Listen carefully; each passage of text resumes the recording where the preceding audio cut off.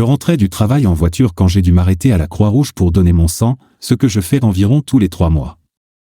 Après avoir pris rendez-vous, je suis allé m'inscrire et j'ai attendu mon tour.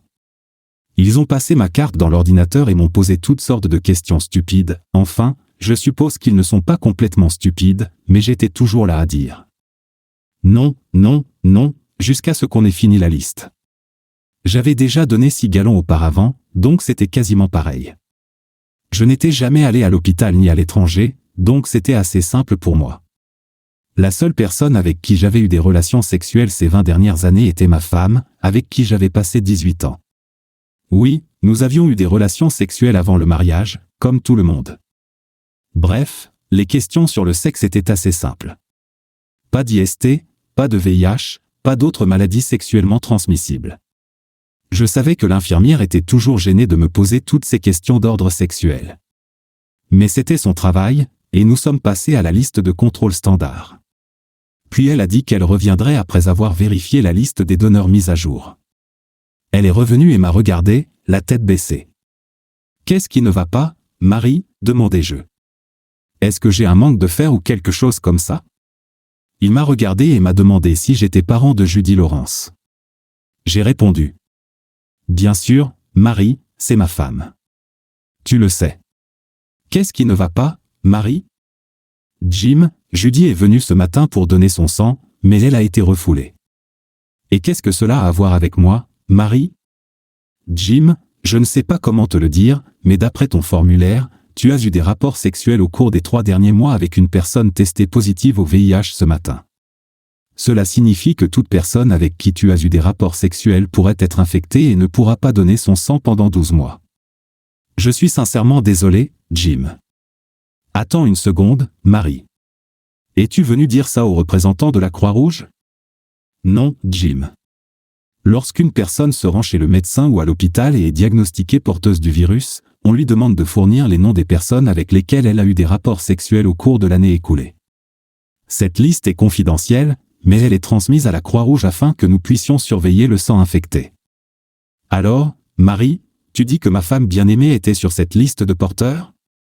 Oui, Jim, le porteur était censé contacter ses partenaires sexuels et les informer de leur statut afin qu'ils puissent consulter un médecin. Mais, d'après le formulaire de votre femme, elle n'a jamais été prévenue. Qui est ce porteur qui prétend avoir eu des relations sexuelles avec ma femme, Marie? Je suis désolé, Jim, je ne peux pas te le dire parce que tu n'as jamais couché avec cette personne. Tu es le 2e contact, et tu devras te renseigner auprès de ta femme. Je suis vraiment désolé, Jim. Je ne peux pas te le dire. J'espère que tu comprends. Tout comme je ne peux pas mentionner ton nom à qui que ce soit d'autre.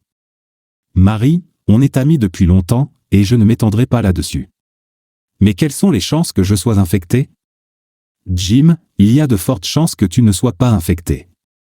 Vu que c'était le 2e contacté, je ne devrais pas te le dire, mais ta femme a dit que tu t'étais protégé, donc c'est en ta faveur. J'ai remercié Marie et je suis rentré chez moi. Que faire? Comment gérer cela après 18 ans de mariage?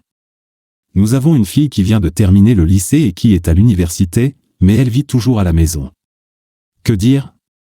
J'ai toujours pensé que nous avions un mariage heureux. Nous faisions l'amour régulièrement.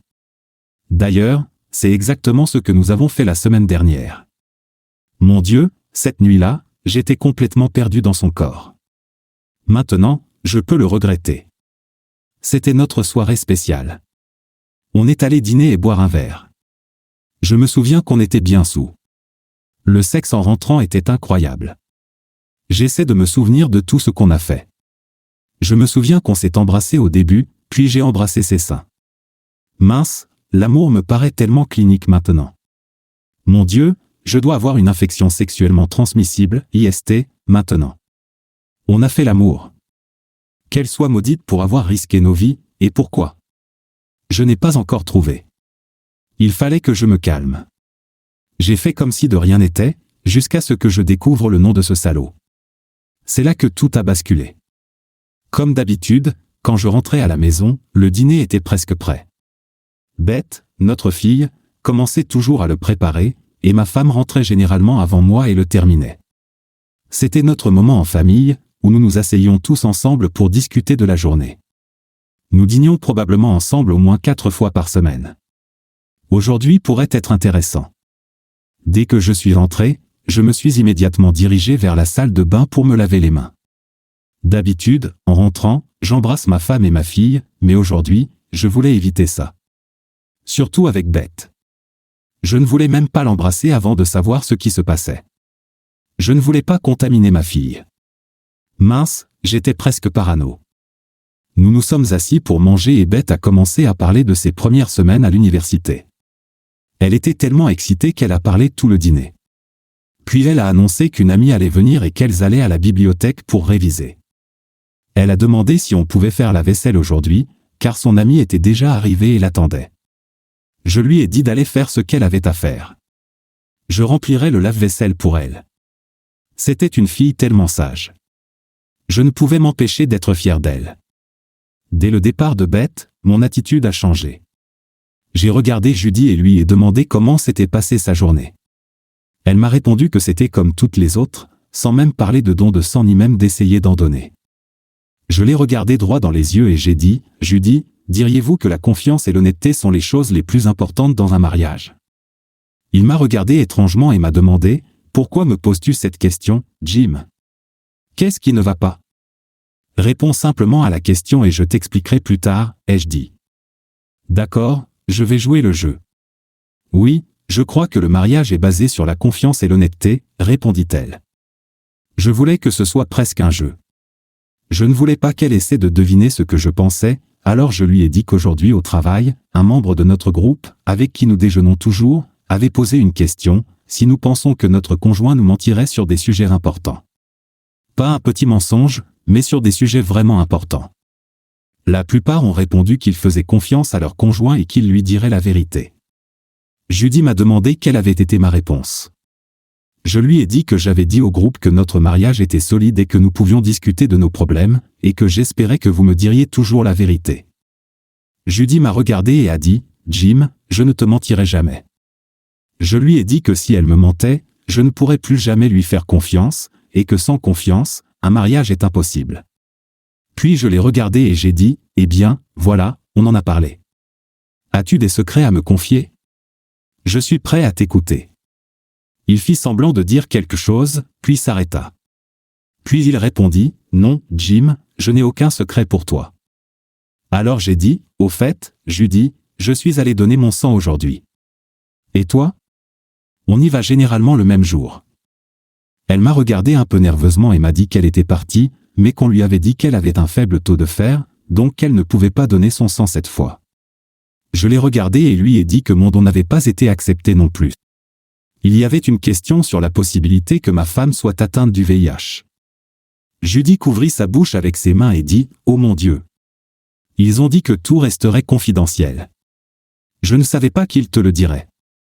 Je suis vraiment désolé. » Je l'ai regardé et j'ai dit, « La confiance et l'honnêteté font le mariage, n'est-ce pas?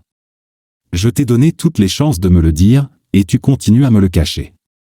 Avec qui as-tu couché pour être prêt à risquer notre mariage pour ça et à nous transmettre des IST? S'il te plaît, Jim, je suis vraiment désolé. Pardonne-moi. Ça n'arrivera plus jamais, je te le promets. Qui a bien pu faire ça? C'est la dernière fois que je te pose la question. J'irai à ton bureau et je demanderai à tous ces fils de pute si tu ne me le dis pas. » Judy pleurait et me suppliait de lui pardonner. Puis elle m'a dit que c'était l'un des commerciaux, Bob Hawkins, qui travaillait. Il avait récemment déménagé dans le coin et ne resterait que quelques mois pour une formation, puis il partirait. Il flirtait avec toutes les femmes. Un jour, il l'avait invitée à déjeuner.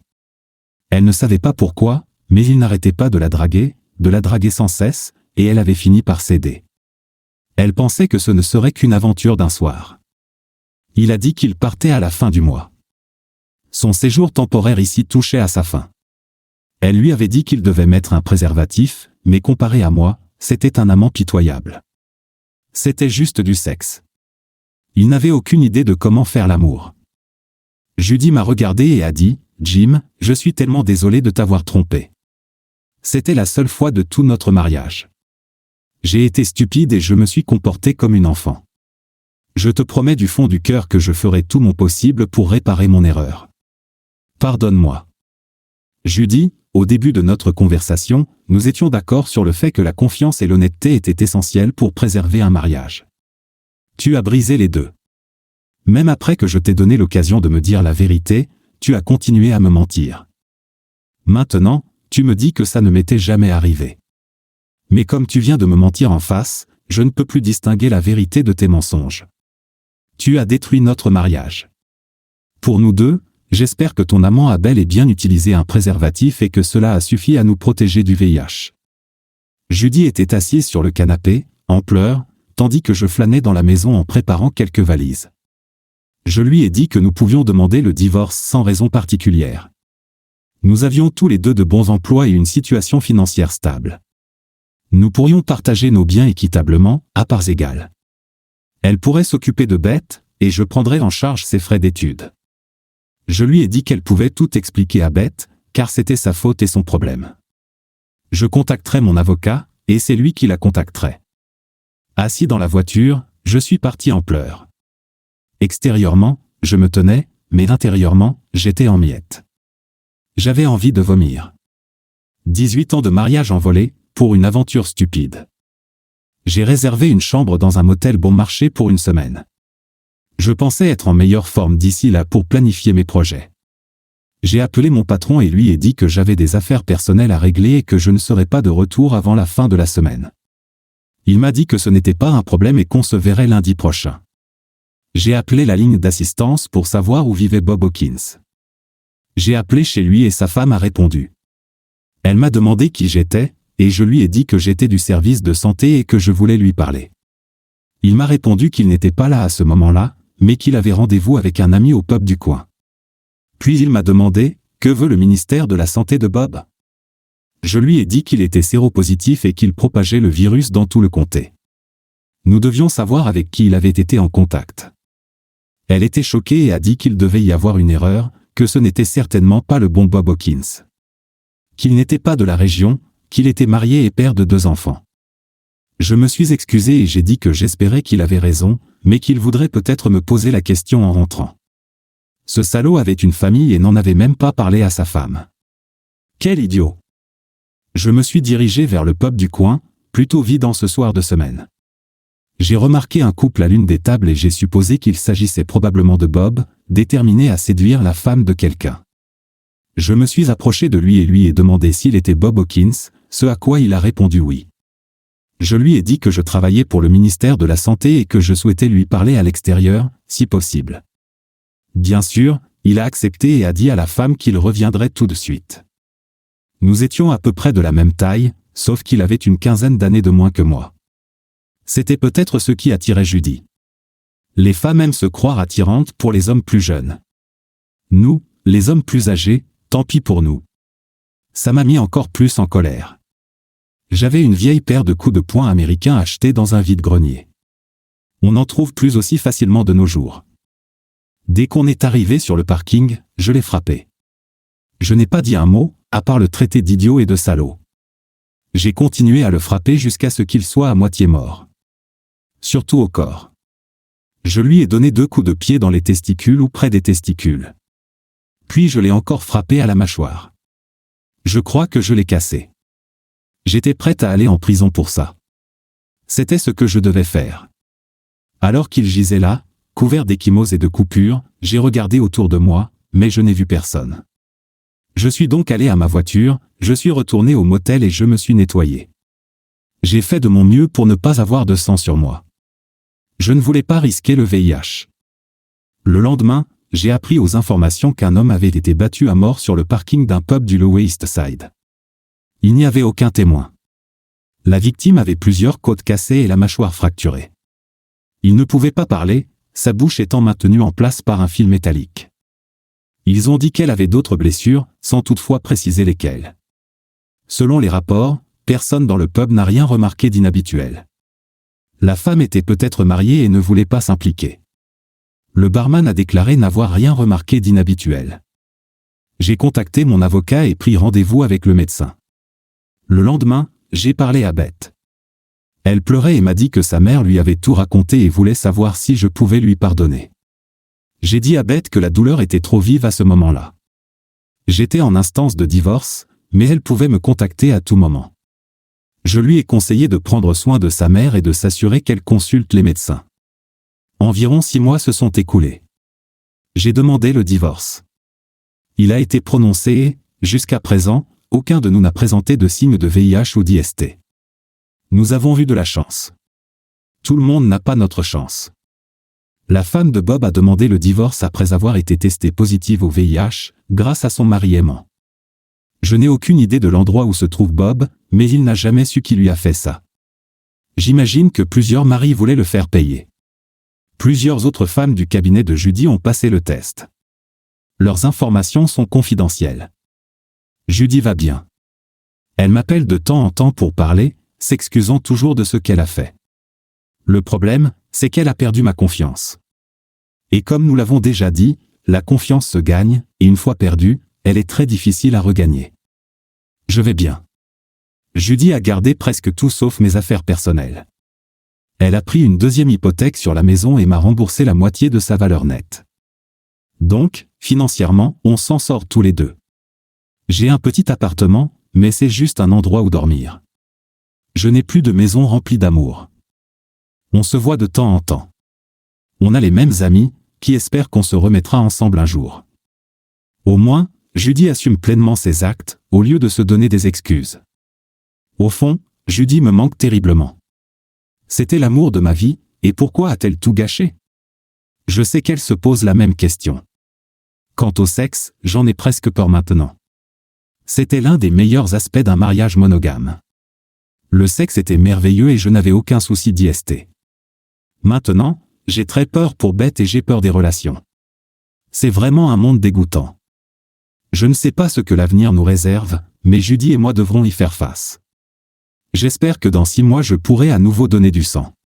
Ты не хочешь признать, что наделал.